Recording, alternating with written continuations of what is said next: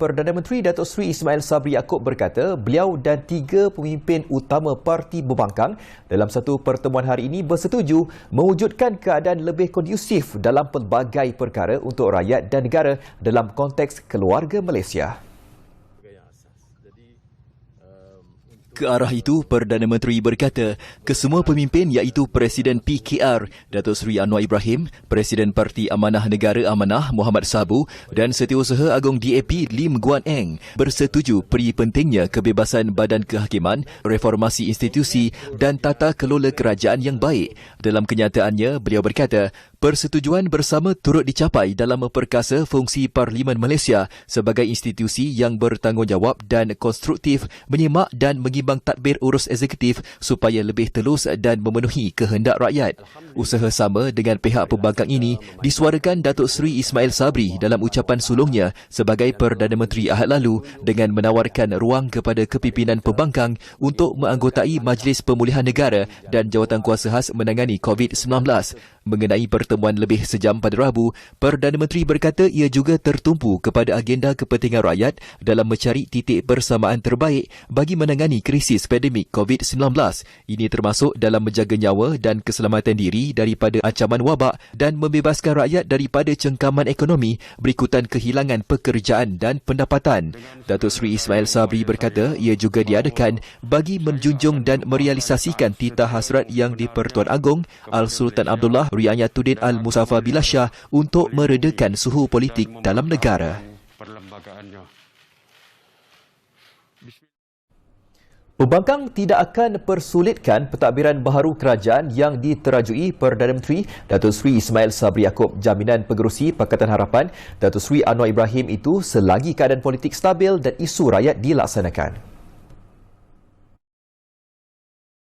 Kita beritahu kalau ke suasana begini dan program-program itu agak pro rakyat, kita tidak akan mempersulitkan. Beliau mengulas mengenai sama ada blok pembangkang membawa usul undi percaya terhadap Datuk Seri Ismail Sabri pada sidang Dewan Rakyat akan datang. Katanya, pembangkang secara prinsipnya sedia memberi sokongan kepada Datuk Seri Ismail Sabri dalam usul undi percaya bagi menentukan keabsahannya sebagai Perdana Menteri. Namun, beliau berharap Datuk Seri Ismail Sabri dan jentera kabinet baharunya perlu komited untuk menyelesaikan masalah COVID-19 serta mewujudkan lebih banyak program bersifat pro-rakyat.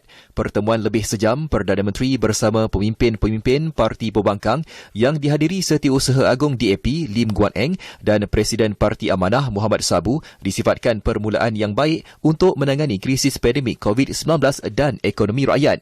Beberapa isu ekonomi termasuk moratorium dan tuntutan pendekatan baharu berkaitan COVID-19 dikemukakan. Sementara itu ditanya sama ada isu Majlis Pemulihan Negara dibincangkan dalam pertemuan tersebut, ahli Parlimen Port Dickson itu berkata perkara itu tidak dibincangkan.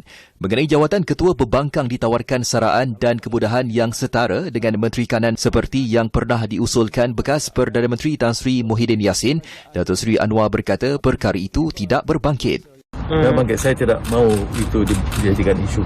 Dan daripada awal kita kata kita tidak datang untuk meminta jawatan untuk kita. Isu kita khusus soal ekonomi rakyat dan COVID. Akan ada mesyuarat lagi selepas ini?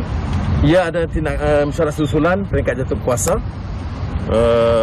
yang dipengusikan oleh wakil-wakil kita untuk mencerakin apa yang boleh dipersetujui dan langkah-langkah harus diambil supaya keadaan kedudukan Perdana Menteri dan kedudukan negara itu lebih terkawal dan nyaman politiknya. Datuk Seri Anwar berkata selepas pertemuan dengan Perdana Menteri, parti-parti pembangkang akan mengadakan mesyuarat susulan di peringkat jawatan kuasa.